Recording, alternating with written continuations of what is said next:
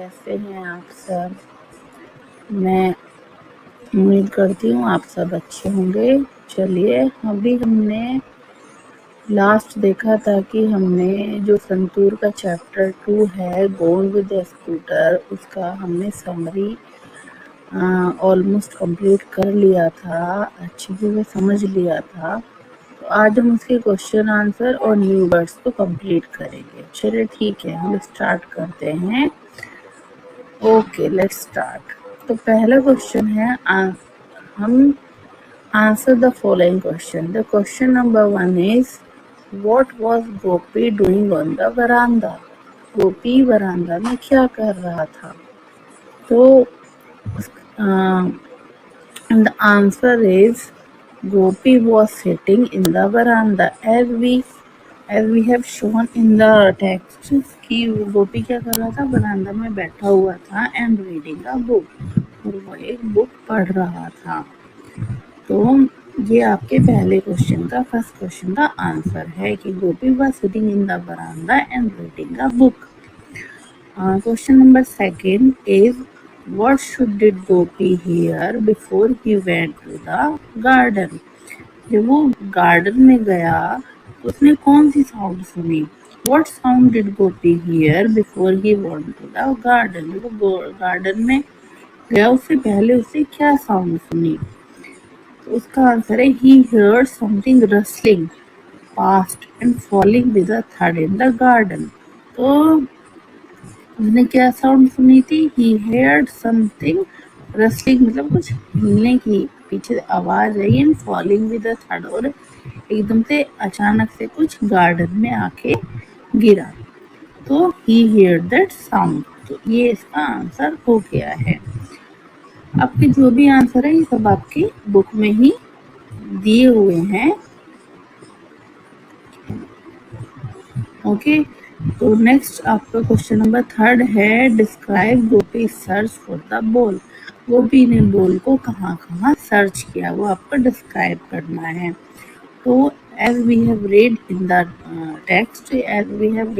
text कि गोपी ने कहाँ सर्च किया? तो Gopi search in the thick grass near the garden fence, among the bushes के बीच में, झाड़ियों के बीच में, and finally found the ball on a heap of dry leaves. And उसे फाइनली बॉल कहाँ मिली? heap of dry leaves. dry leaves का एक heap था, and over the heap, on a heap, he found the ball. तो ये आपके इसके question हो गए, 3 क्वेश्चन थे।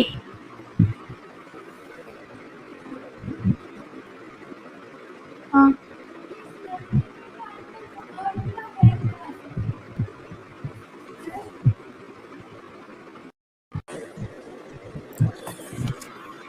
तो अभी क्वेश्चन नंबर 4 है। इसमें ये क्वेश्चन है कि complete the table given below.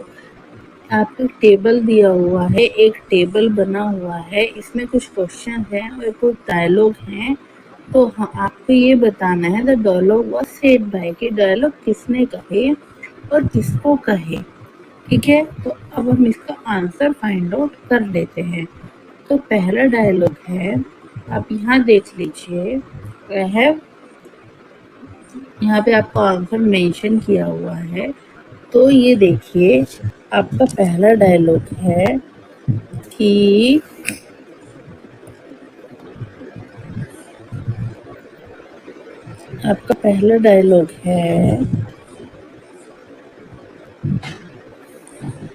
First dialogue is the ball I found is a hockey ball.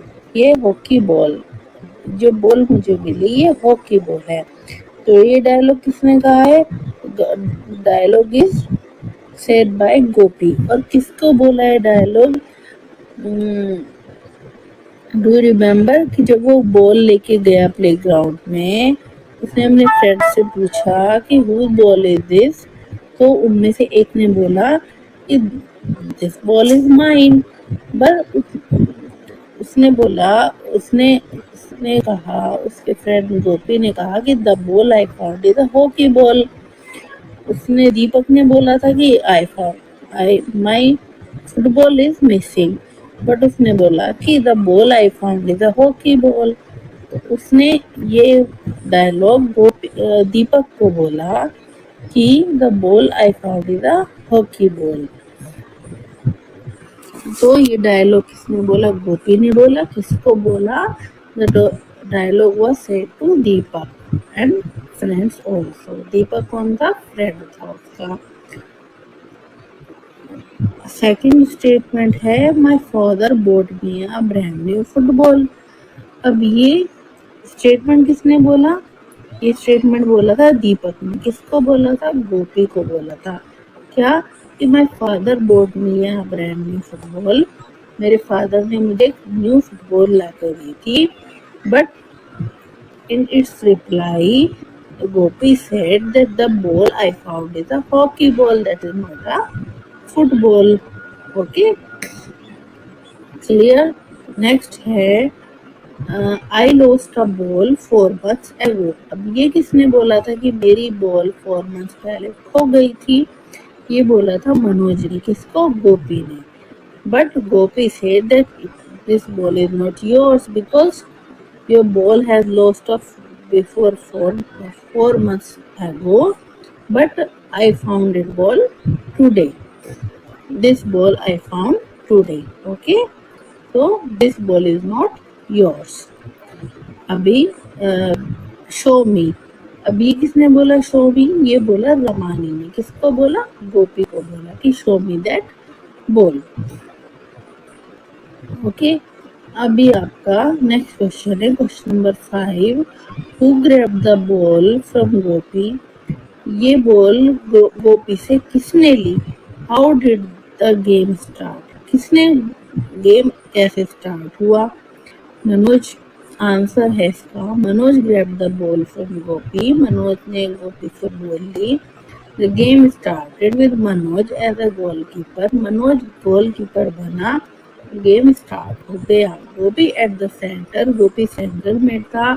And the others taking their position to play hockey.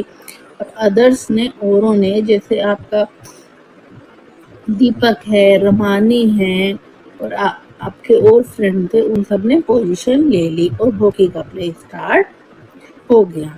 तो ये आपके 5 क्वेश्चन थे, ये आपके कंप्लीट हो गए हैं। अभी हम यहाँ देखते हैं क्वेश्चन नंबर 6। क्वेश्चन नंबर 6 है why did everyone laugh at the end of the story? Story के लास्ट में वो क्यों हंसे? क्यों हंसे?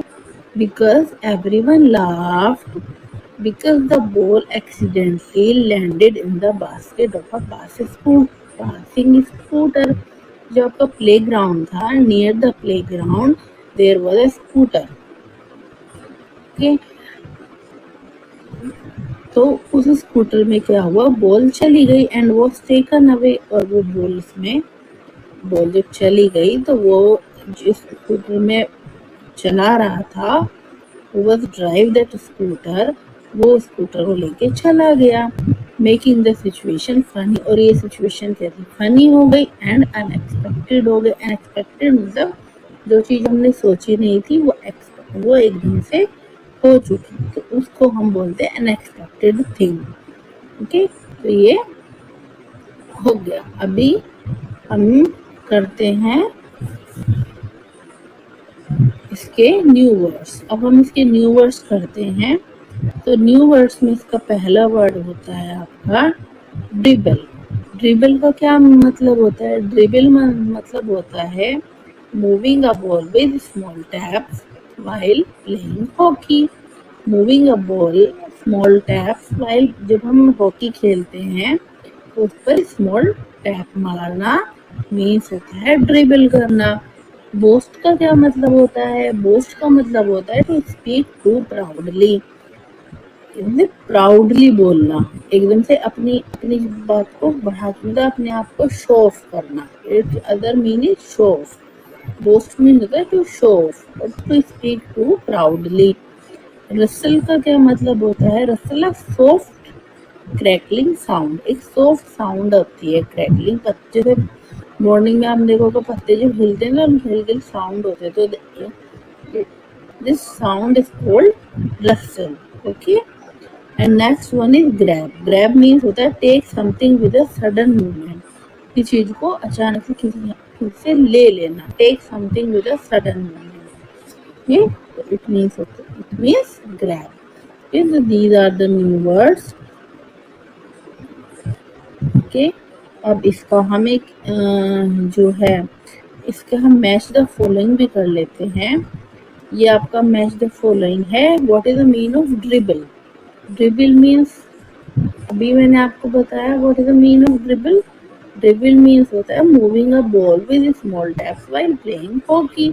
तो इसके साथ ये मैच हो जाएगा। Next one is boast. What do you mean by boast? Boast are to speak too proudly. I have told you कि to speak too proudly, to show off. Rustle means होता है a soft crackling sound. Grab, grab means होता है to take something with a sudden movement. तो ये होता है आपका grab. These are the new words of the chapter. I hope all of you understand the chapter very well. In the next video, we will start with the new chapter and new question answer and new words. Thank you.